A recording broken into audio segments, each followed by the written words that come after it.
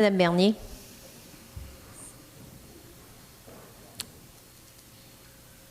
Ah, c'est Mme Bernier et M. Giroul, oui, en fait, d'une seule voix.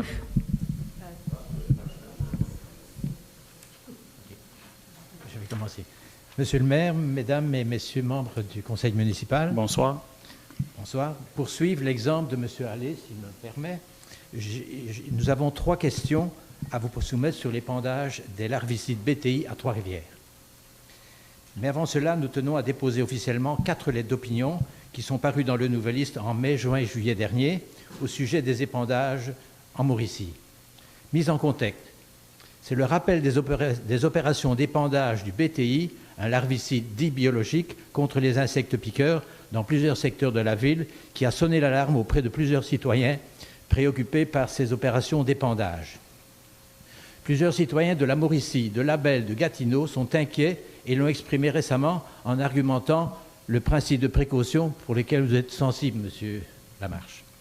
Les poissons, les batraciens, les hirondelles, les chauves-souris et autres insectivores ont perdu leur pitance journalière, leur population diminue. Plusieurs citoyens de plusieurs municipalités comme Saint-Émile de Suffolk, de Rivière-Rouge, de Saint-Cuthbert, de Saint-André de Kamouraska, de Nominengue et plus près de nous, de Saint-Mathieu-du-Parc et de Saint-Élie-de-Caxton et tout dernièrement de Saint-Maurice, ont refusé l'épandage du BTI sur leur territoire. Le contrôle des insectes piqueurs est interdit également dans le parc national du Mont-Tremblant et sur la réserve faunique de Papineau-Labelle. Cela fait plus de 10 ans que les payeurs de taxes trifluviens compensent les frais occasionnés par ces opérations. Le choix des secteurs visés et l'étendue précise des épandages restreints restent un mystère. Les 3 questions sont inspirées de la réflexion de ma lettre du 3 juillet. Première question. Il y a plus de 10 ans, les décideurs politiciens trifluviens d'alors ont considéré que les insectes piqueurs, moustiques, mouches noires et autres hématophages, n'étaient que des enquiquineurs et des parasites dont il fallait se débarrasser. Mais ceux-ci représentent une biodiversité d'une richesse insoupçonnée et jouent un rôle écologique de premier plan. Dans leur décision d'arroser de larvicide BTI une grande majorité de trifluviens, ils n'ont pas été conscients des effets indirects de la démoustication, soit un effondrement partiel de la biodiversité. En 2005, la firme Cible Recherche a exécuté un sondage commandé par la ville. En prenant connaissance des questions posées et des réponses de près de 800 citoyens, nous estimons que ce sondage n'a pas prouvé que la population voulait de ce larvicide et que les résultats indiquaient globalement un manque d'acceptabilité sociale de ce projet d'épandage en 2005. Il a fallu attendre 3 ans après ce sondage, soit en 2008, selon les rapports consultés, avant de commettre ces épandages dans plusieurs secteurs de la ville. La question: combien a coûté aux contribuables ces opérations d'arrosage de BTI non sollicitées depuis 2008 ? 3, 5, 10 ou 15 millions? Deuxième question. C'est une question à choix de réponse. Je ne pense pas avoir les réponses aujourd'hui. OK. Je vous laisse une quinzaine de jours pour les répondre. Parfait. Nous saluons l'initiative du sondage mis dernièrement sur le site de la ville. Mais il aurait été souhaitable qu'il y ait préalablement une information neutre et impartiale sur le produit utilisé, les coûts assumés par les contribuables des zones ciblées, les impacts sur la santé environnementale et humaine de cet insecticide que l'on épand dans les petits cours d'eau et sur différents terrains, ainsi que sur les alternatives des BTI. Avant de conclure un autre sondage, il s'avère nécessaire et urgent que les services concernés de la ville, développement durable, aménagement du territoire, santé et sécurité, fassent une mise à jour de leurs connaissances, en prenant en compte, entre autres, les dernières études que Mme Brigitte Poulain a présentées dernièrement à Montréal. Nous proposons de créer un comité consultatif ad hoc pour se pencher sur cette problématique et produire un rapport circonstancié, impartial, objectif et indépendant avant que la ville ne poursuive sa collaboration avec les épandeurs de larvicides et ses sondeurs d'opinion. Ce comité d'experts scientifiques, ce comité d'experts scientifiques souhaité pourrait-il accueillir quelques citoyens éthiquement responsables lors de leurs travaux de recherche? Est-ce que je peux vous poser une question à mon tour? Parce que quand vous dites impartial, c'est au niveau de la composition du comité? Il y aurait des gens de différentes opinions? Oui, oui. OK. Oui, ça doit être ouvert à tout le monde. Parfait. Troisième question. Considérant le budget alloué à ces activités, soit annuellement plus d'1 million de dollars, pourrait-il plutôt servir pour expérimenter des approches alternatives, plus ciblées et moins invasives pour les insectes piqueurs, et ainsi améliorer par le fait même le confort individuel des citoyens? Ainsi, ceux-ci ne seraient plus taxés indûment et ne seraient plus les compensateurs innocents des millions de dollars que les contribuables payent aux fournisseurs des services d'épandage des BTI. Une consultation citoyenne élargie et objective sur ce sujet serait certainement bienvenue afin d'assurer une acceptabilité sociale crédible. Je laisse maintenant la parole à Mme Christiane Bernier pour compléter mon intervention. Elle nous questionne sur au moins 4 problèmes qu'elle a découverts dans ses recherches sur le BTI. Bonjour. Excusez, bonsoir. OK. Un des 4 problèmes qu'on a découverts, c'est que le BTI a un effet direct sur les insectes non ciblés, comme les chironomes, qui sont reconnus comme une ressource centrale de la chaîne alimentaire, spécialement au printemps, lorsque les moucherons représentent une source alimentaire importante lors de la reproduction des vertébrés et, de ce fait, met en péril certaines espèces comme les poissons, les hirondelles, les chauves-souris, les grenouilles et même les libellules. Le deuxième problème qu'on a trouvé, c'est qu'il y a des additifs contenus dans ces larvicides, comme des surfactants et d'autres ingrédients non actifs. Des preuves empiriques laissent entendre que le BTI peut causer la mortalité de plusieurs amphibiens aquatiques. Le troisième problème serait il y a des études récentes qui décrivent des cas de résistance chez des mouches, chez des souches de moustiques. D'ailleurs, le scientifique français Guillaume Tétrault en a fait son sujet de thèse dans lequel il découvre une résistance chez les moustiques à l'utilisation du BTI. Toute pression exercée sur un organisme finit par le modifier et permet son adaptation. Le quatrième problème qu'on découvre, c'est que toute réduction de la biodiversité tend à favoriser l'installation et la prolifération d'espèces exotiques.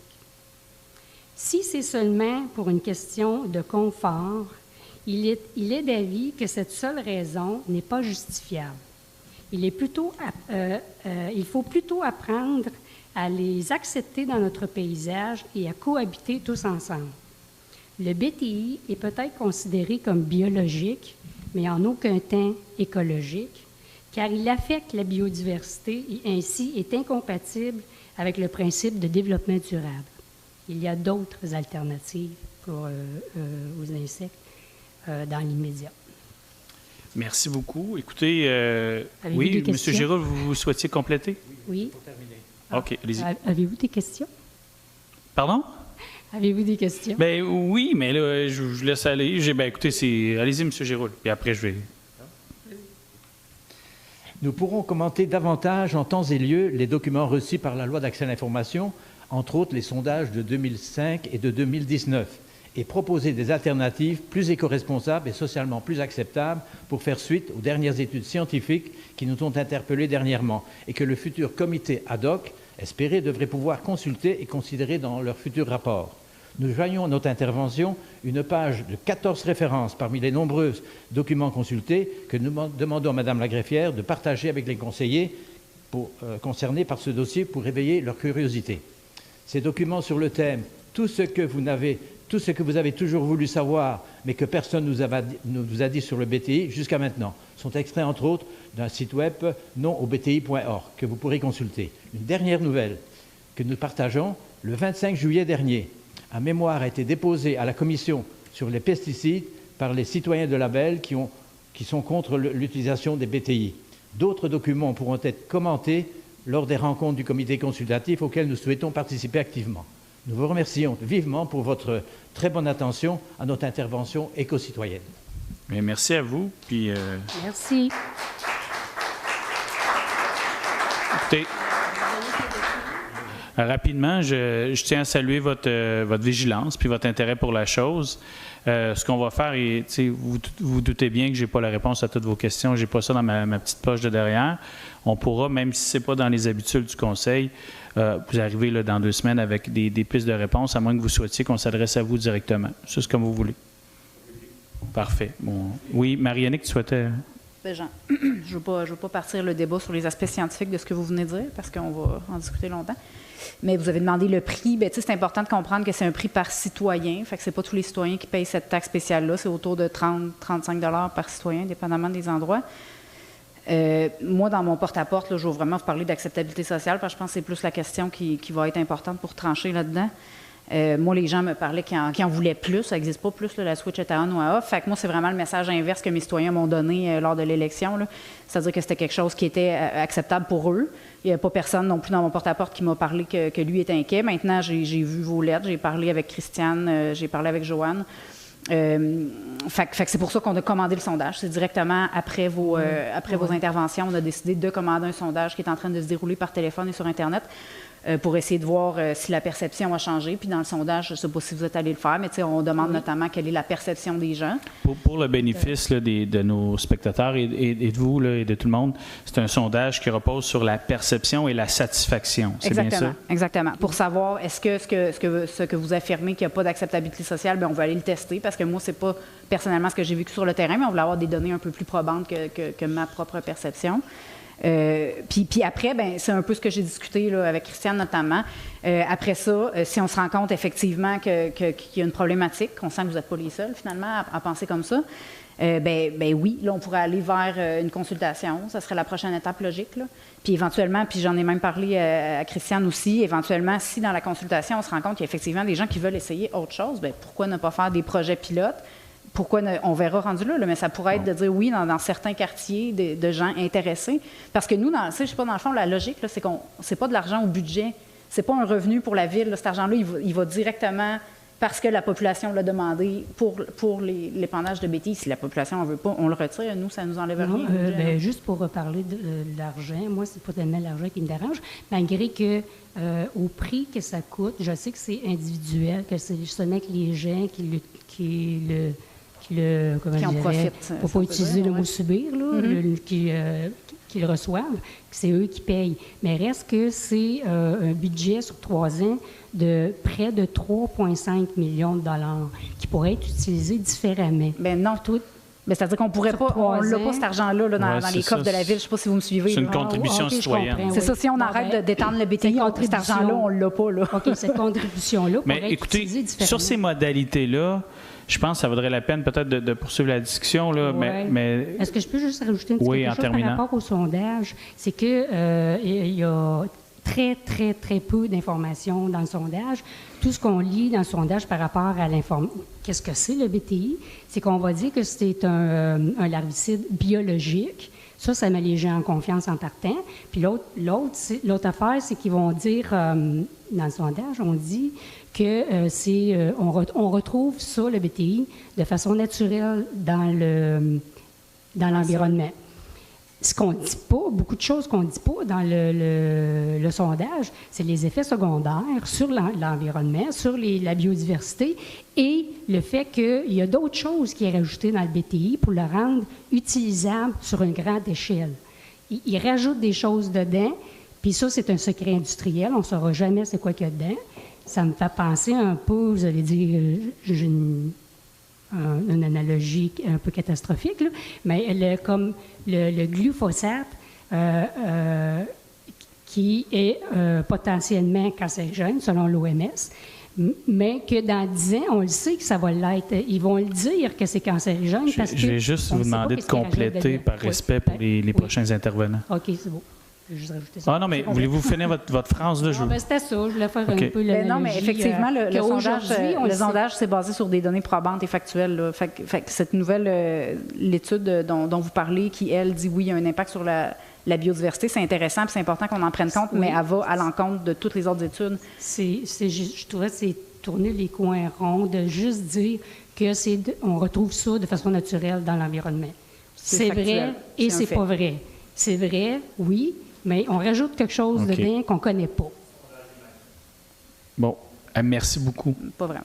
C'est moi qui vous remercie. Monsieur Martin. Oui.